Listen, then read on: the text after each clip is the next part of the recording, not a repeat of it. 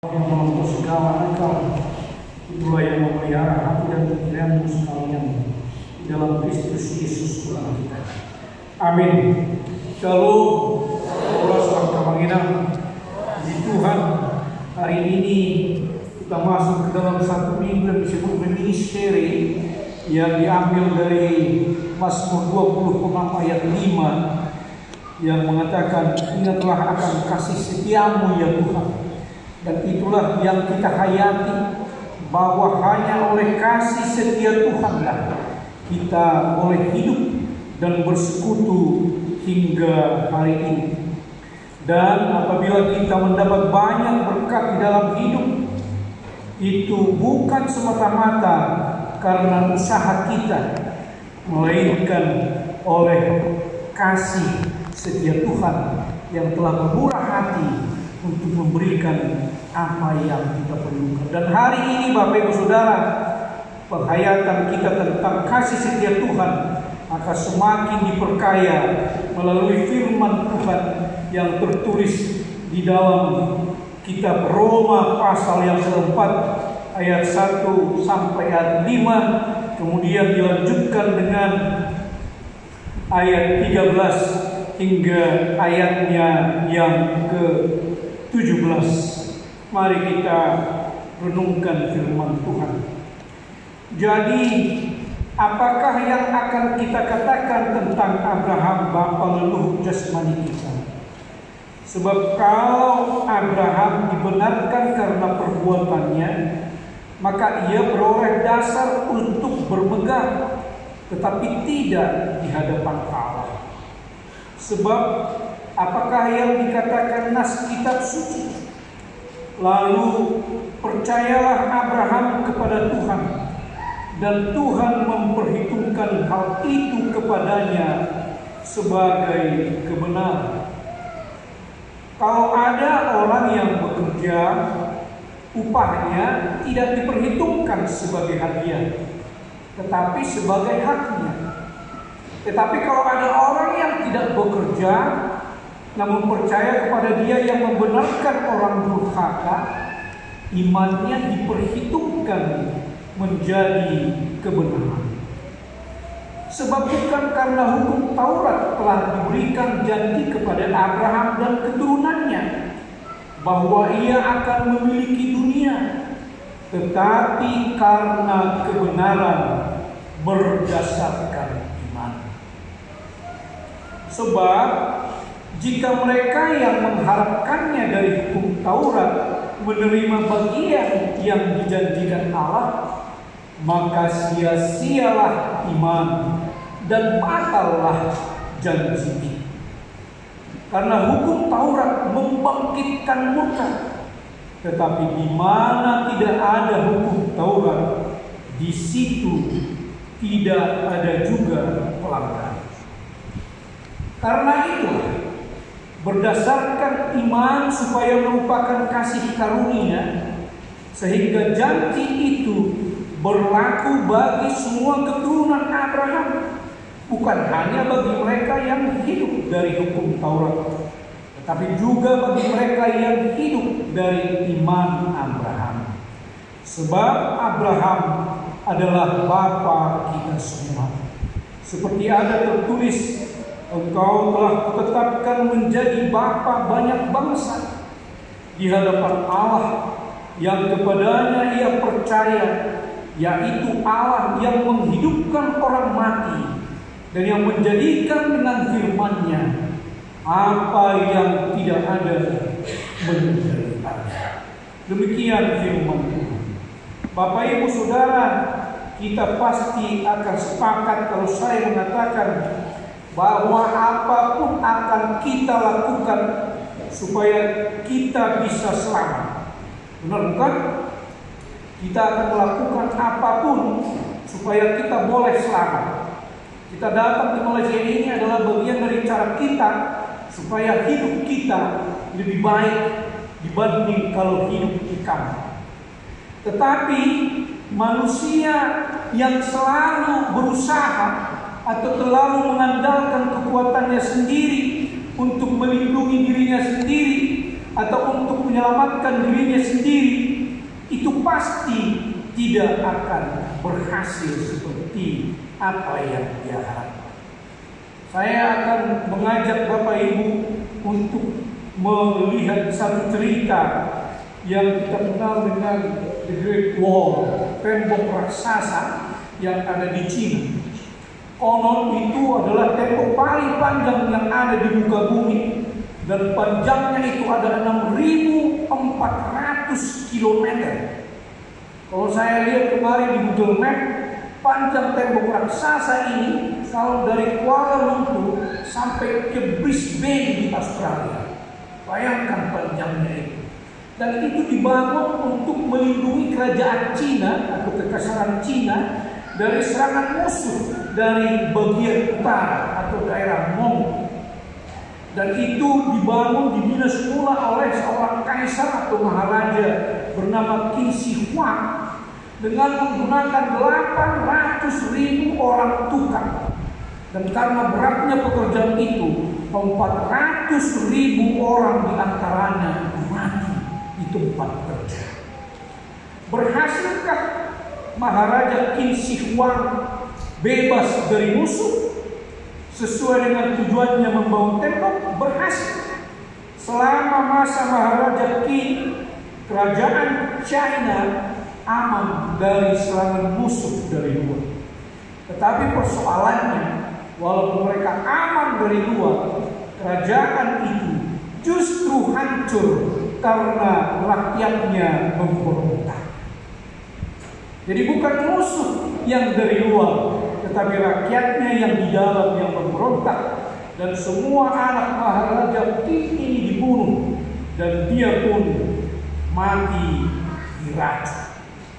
Itu cara manusia kalau dengan kemampuannya sendiri dia ingin menyelamatkan diri. Bagi kita orang percaya, kalau bukan Tuhan yang bekerja, apapun usaha kita untuk menyelamatkan diri tidak akan berhasil. Tohori, if not God work in us, we can gain success in life.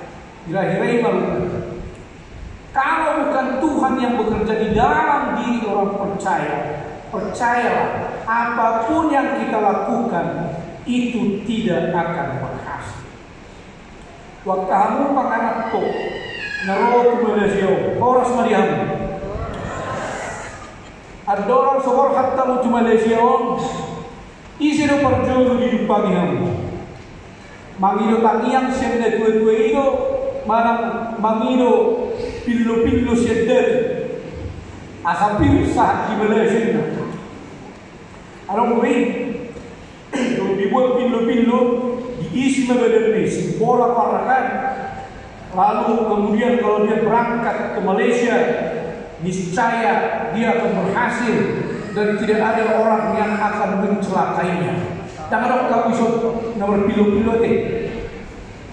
Besok nasi sulit, nere pulau. Kalau bukan pillo, ini pengalaman saya melayani di kampung. Kalau bukan pillo, dia akan mengandalkan ayam melua. Jadi sebelum merantau, ini anak yang form 6 gitu ya, yang kelas 3 SMA, itu nanti dia nggak kuliah kata orang tuanya. Lalu kemudian dia dipaksa untuk ikut melua. Supaya apa? Supaya pendeta kasih dia ayat CD.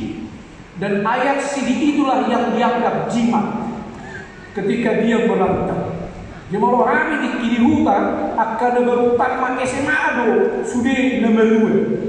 Jadi sedukum habis tamat SMA kalian mau kemana? Mau merantau.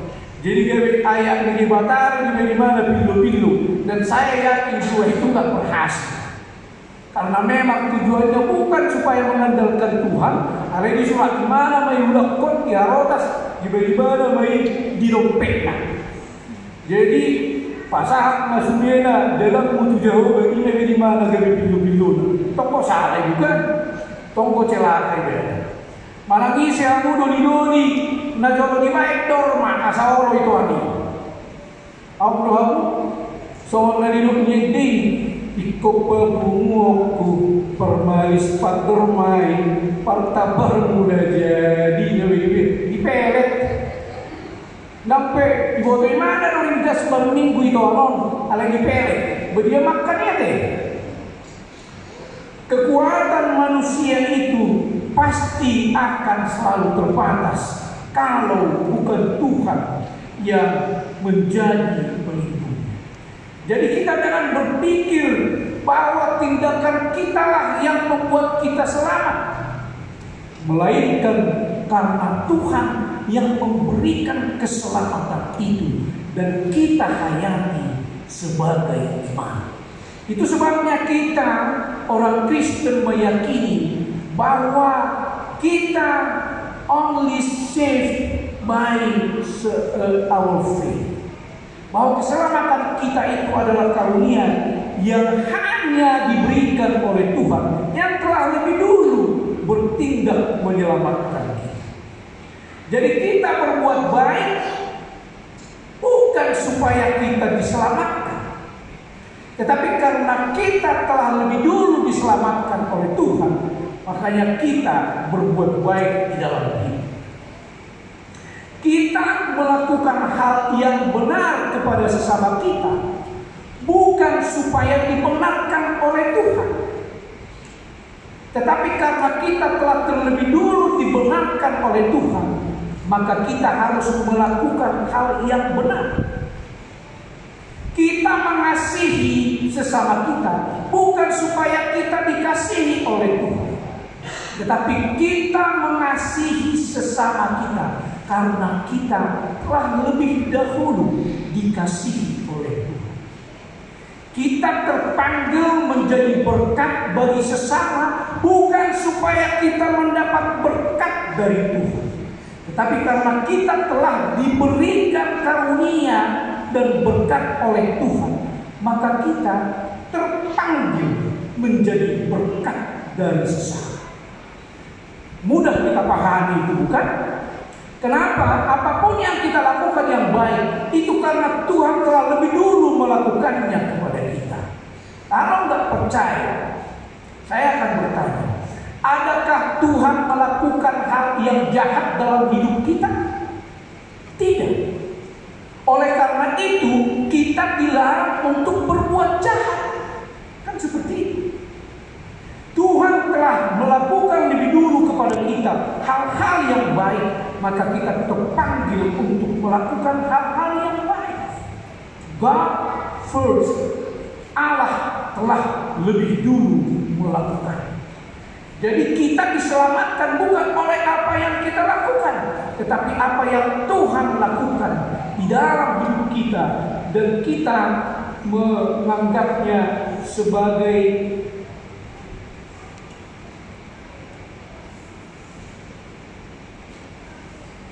karunia yang kita peroleh dari Tuhan. Itu yang kita namakan sola fide, by faith alone.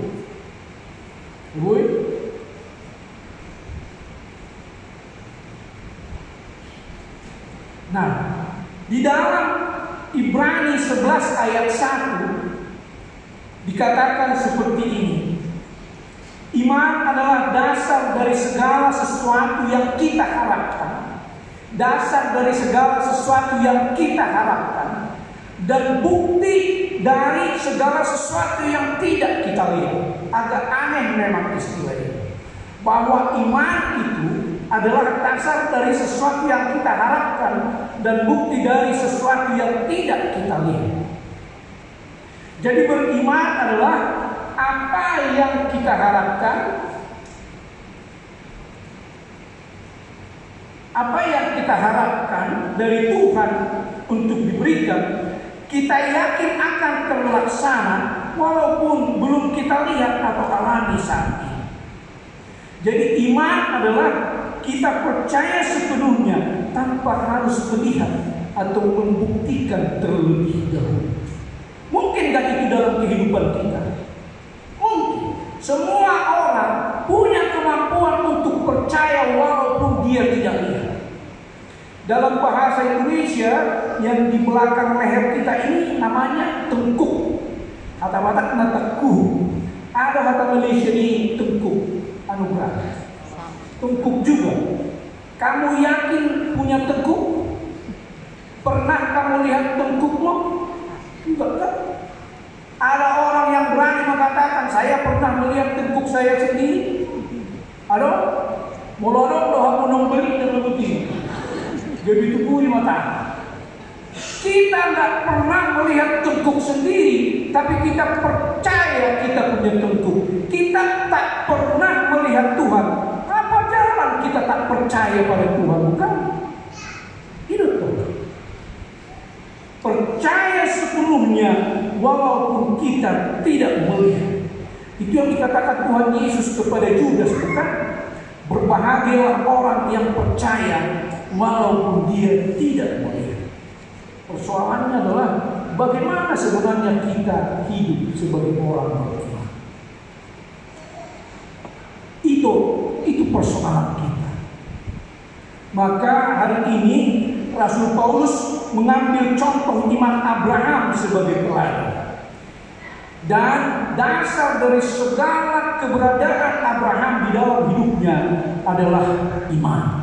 Dan itu yang dikatakan pada Roma 4 ayat 3, perikop khotbah kita hari ini dikatakan di situ, lalu percayalah atau lalu berimanlah Abraham kepada Tuhan, dan Tuhan memperhitungkan hal itu kepadanya sebagai kebenaran.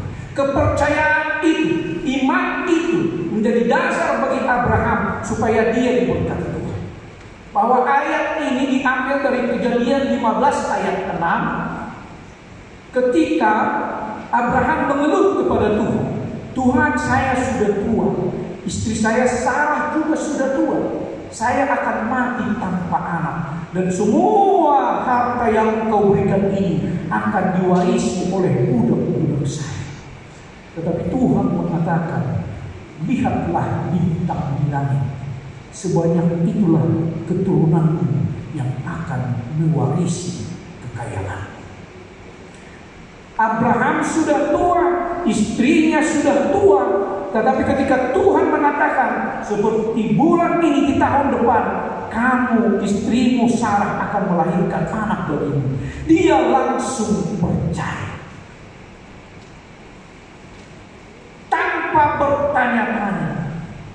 Jadi yang terpenting adalah bagaimana kita tanpa bertanya-tanya langsung menyatakan kepada Tuhan, ya Tuhan, saya percaya. Dan belajar dari Abraham, itu yang menjadi panggilan kita hari ini Bapak Ibu Saudara, tentang bagaimana sesungguhnya hidup dengan iman yang dikaruniakan oleh Tuhan ini. Kalau kita baca Kejadian 12 sampai ayat 22, pasal 12 sampai pasal 22, disitulah semacam biografi dari Abraham tentang semua panggilan. Dan itu boleh kita ringkaskan. Ada 4 sifat atau sikap atau karakter yang harus dimiliki oleh setiap orang percaya supaya iman yang sudah dikaruniakan itu sungguh-sungguh hidup di dalam diri. Yang pertama adalah orang yang beriman harus memiliki kepatuhan kepada perintah Tuhan. No excuses. Tidak ada alasan. Firman Tuhan itu adalah hukum yang harus dilakukan. Di dalam Kejadian 12 ayat 1 Tuhan memanggil Abraham, hei Abraham, pergilah dari tempatmu ini ke negeri yang akan kutunjukkan kepadamu. Dan Abraham langsung mau, ya Tuhan, lalu dia pergi tanpa bertanya. Itu dia kata Tuhan, pergi jodoh dah. Anak adong kau kereta tusi, adong kau kereta tusi, enggak. Tuhan suruh pergi, dia pergi. Abraham langsung melaksanakan without any excuses untuk menunda perintah Tuhan, dia laksanakan. Jadi kalau Tuhan mengatakan berbuat baiklah, jangan bilang tunggu dulu, jangan kau bawa masih kau berbuat baik terus ini. Itu bukan sikap orang beriman. Mardane hodo perintahnya. Jadilah pedagang, tunggu dulu. Hakikirlah pileno.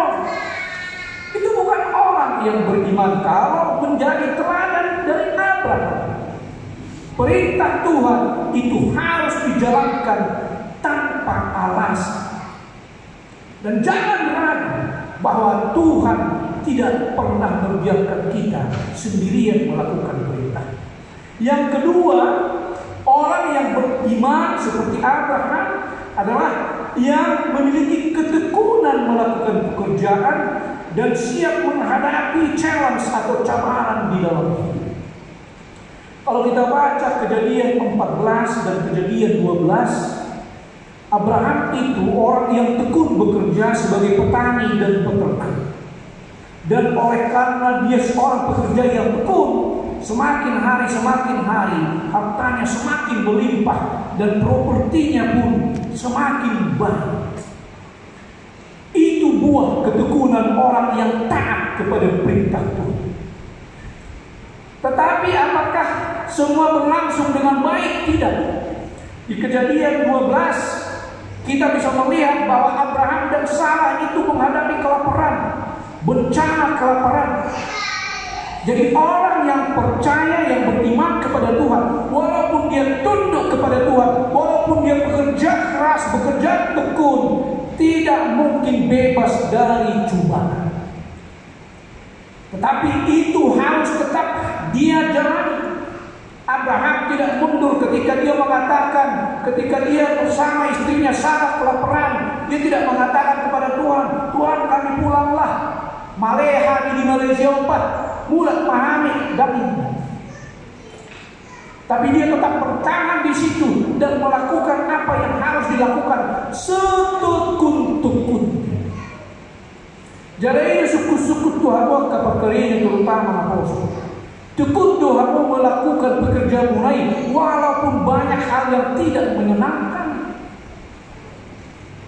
Kalau kurang tekun, tanyakan kepada dirimu, apakah Tuhan yang menyuruhmu bekerja di sini? Semua pekerjaan harus kita hayati sebagai panggilan iman. Ikut dorong muna di bagasan diri muna debatado na patuduhong kilamon gabe tempat tu gereja. Karena itu saya harus bekerja tekun dan saya harus bekerja keras. Konido anong di diri muna kalau ingin dikaruniai iman percaya oleh Tuhan kita. Orang yang beriman adalah orang yang bekerja dengan tekun, tidak malas-malasan, tidak banyak komplain, dan tidak membuang-buang waktu. Pelajaran yang ketiga sebagai teladan kita dari Abraham adalah bahwa dia memiliki ketabahan dalam menghadapi ujian. Abraham, kita baca di Kejadian 22, Bapak Ibu Saudara, Abraham itu tidak punya anak.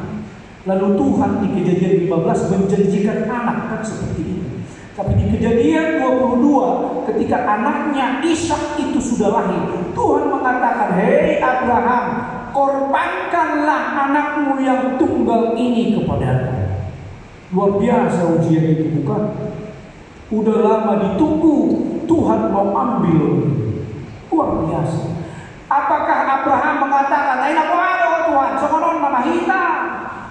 Apalah lele kupaima dilihat ko seri ido sahabat to senari ikut buat kamu ceng mahita lah kami nilai to pidaga mana mau kami nilai tak cemen kata orang Indonesia. Dia lakukan itu to sacrifice his beloved one and only son. Adakah kita kayak gitu?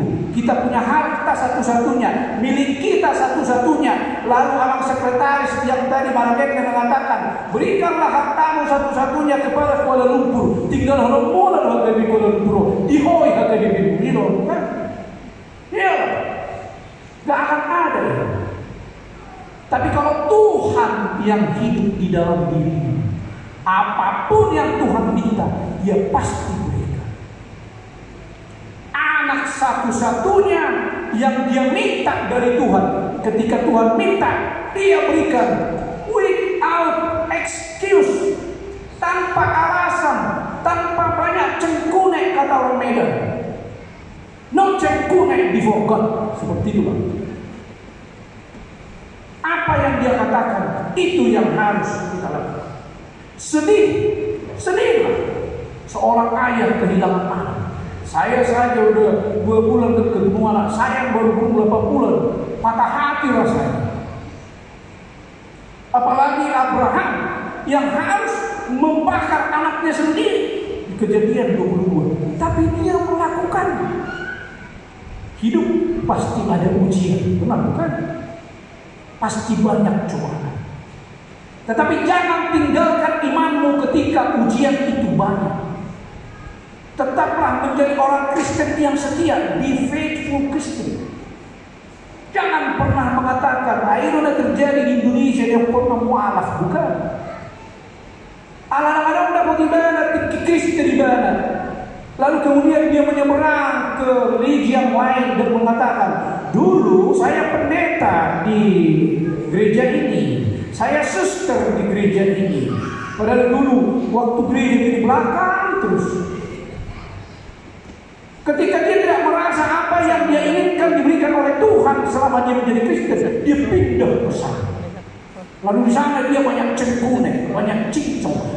Begini Kristen, begitu Kristen, begini Kristen. Orang yang paling jahat terhadap orang Kristen di Indonesia itu adalah mantan ex-Kristen. Itu yang paling jahat. Iya, kalian tahu lah namanya siapa-siapa, bukan? Lalu ada yang mengaku pendeta, ada rektor, ada suster, macam-macam. Jangan pernah meninggalkan iman. Jangan karena terlalu kejam Malaysia ini. Ya sudahlah. Walaupun agamanya beda, jadilah jangan. Tuhan lebih mengetahui apa yang kita inginkan. Dan itu juga pelajaran kepada 7 orang anak Sidi hari ini. Menjadi Sidi itu adalah apa? Mengakui iman gitu ya, pengakuan iman.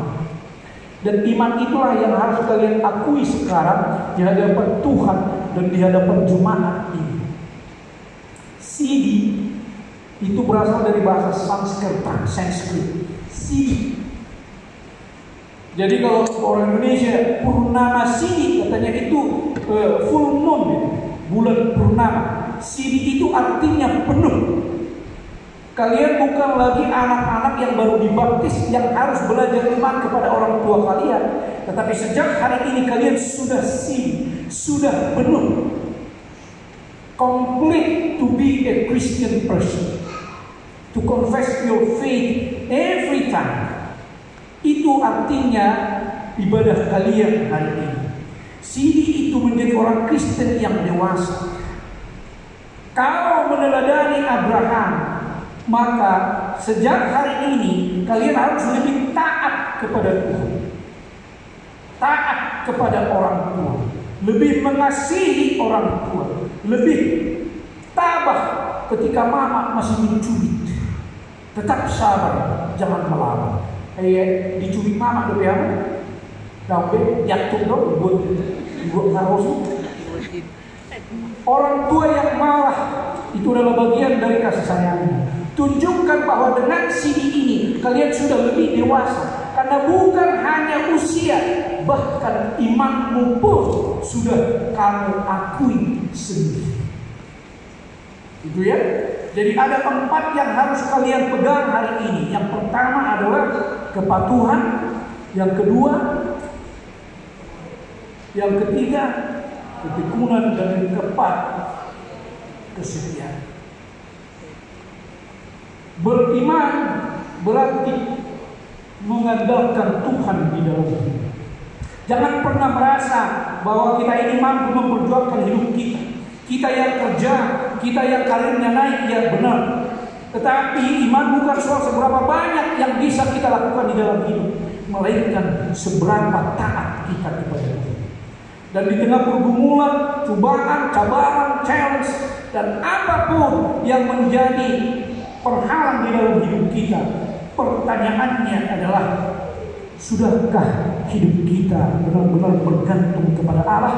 Ketika pencobaan itu datang, bagaimana kita melakukannya? Saya akan mengajak Bapak Ibu Saudara untuk belajar dari orang yang bernama Horatio Spafford, seorang pengacara kaya di kota Chicago yang memiliki banyak properti dan juga seorang penatua dan guru sekolah tinggi. Tetapi walaupun sudah memiliki ketaatan seperti itu, suatu hari seluruh rumah dan hartanya habis terbakar.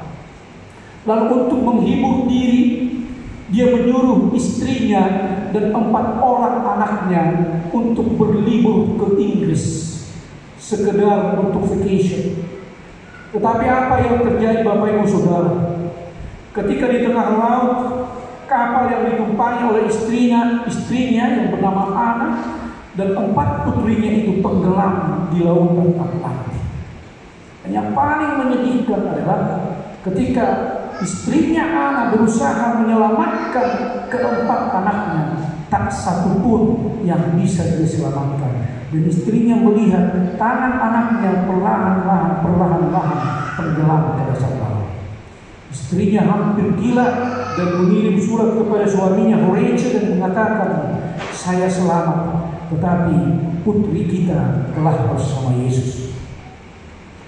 Horatio yang mendapat kabar itu sungguh terpukul. Siapa yang tak terpukul? Saya jawab tidak ada.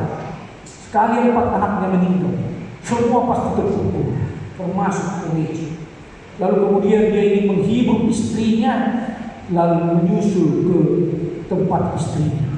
Dan dia menaiki kapal, dan di dekat lokasi tenggelamnya kapal istri yang menewaskan anaknya, nahkoda kapal yang ditumpangi menemuinya dan mengatakan, "Mr. Horatio, your daughters are there." Disitulah anakmu tenggelam. Horatio yang terpukul tidak bisa berkata apa-apa, dan dia kemudian kembali ke tempatnya dan berdoa. Dan dia membuka Alkitab dan somehow tangannya membuka Alkitab dari 3 Yohanes 2 ayat 1 yang berbunyi, "Saudaraku yang kekasih, aku berdoa semoga engkau baik-baik saja dan sehat-sehat saja dalam segala sesuatu, sama seperti jiwamu baik-baik saja." Dalam bahasa Inggris, "Dear friend, I pray that all may go well with you, and that you may be in good health, just as it is well with your soul." Dia kemudian memiliki pengharapan yang tiba-tiba dan menuliskan bahwa dia tidak akan pernah jatuh lebih dalam dibanding apa yang sudah dia alami. Sebab pengharapan itulah yang membangkitkan dia. Dan dia menulis lirik ini, "When peace like a river attended my way, when sorrows like sea billows roll, whatever my Lord thou hast taught me to say, it is well, it is well, it is well with my soul." Belakangan lagu ini digubah oleh seorang bernama Philip Paul Bliss dan menjadi lagu rohani yang sangat terkenal. Tapi lagu ini memberikan pelajaran bahwa Tuhan tidak pernah meninggalkan orang yang beriman dengan teguh. Horatio dan istrinya kemudian menetap di Israel dan menjadi pekabar Injil, dan Tuhan memberikan 1 orang anak dan 2 putri lagi kepada dia. Itu buah kesetiaan.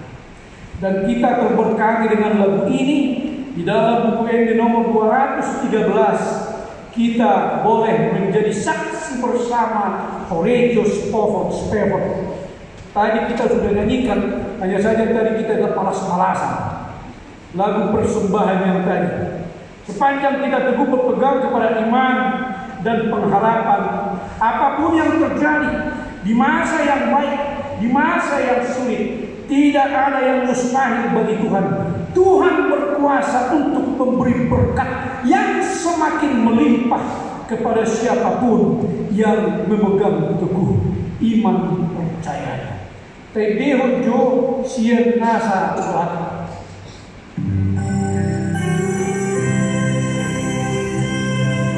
Jadi jangan mengingat-ingat apa yang sedih di dalam hidup. Tapi ingatlah, kesedihan kita, pergumulan kita itu tidak sebanding dengan kasih setia Tuhan yang kita akan dapatkan di dalam hidup.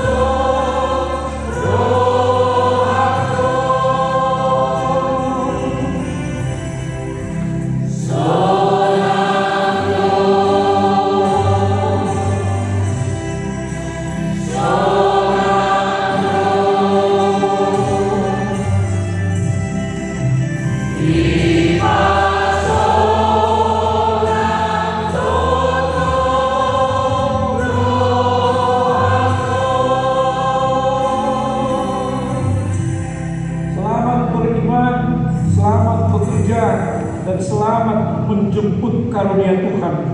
Tuhan memberkati Bapak Ibu semua. Mari kita berdoa.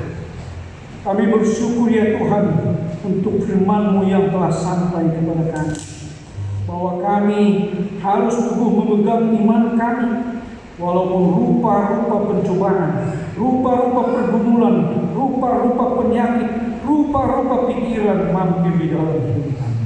Tetapi kami percaya ya Tuhan, bahwa iman yang telah Engkau karuniakan, bahwa kasih yang telah Engkau berikan, dan bahwa kekuatan yang telah Kau wariskan kepada kami, itulah yang akan menjadi senjata kami menjalani kehidupan kami. Selidikilah hati kami satu persatu ya Tuhan. Siapa saja di antara kami yang belum menemukan karunia-Mu, kiranya tambahilah imannya setiap waktu, agar itulah yang menjadi pegangan bagi dia, supaya apapun yang menjadi pergumulannya, apakah itu kesehatan, apakah itu keturunan, apakah itu pekerjaan, apakah itu pasangan hidup, apakah itu kesembuhan dari apapun yang mereka derita, dan apapun yang mereka pergumulkan, berikanlah iman percaya yang teguh bahwa bersama Engkau mereka pasti akan menemukan jawaban atas doa mereka. Kiranya Engkau yang tetap menyertai kami senantiasa di bait-Mu yang kudus ini, bagi juga mereka yang akan kembali ke tempatnya masing-masing setelah bersekutu di tempat-Mu ini. Kiranya tangan-Mu yang penuh kasih dan kuasa itulah yang menuntun kami. Jalani kami ya Tuhan, memberikan kami jalan kebenaran-Mu, supaya kami tetap terhindar dari segala persoalan di dalam hidup kami. Di dalam nama Tuhan Yesus Kristus kami berdoa. Amin. Bapak Ibu Saudara, mari kita memuji Tuhan dan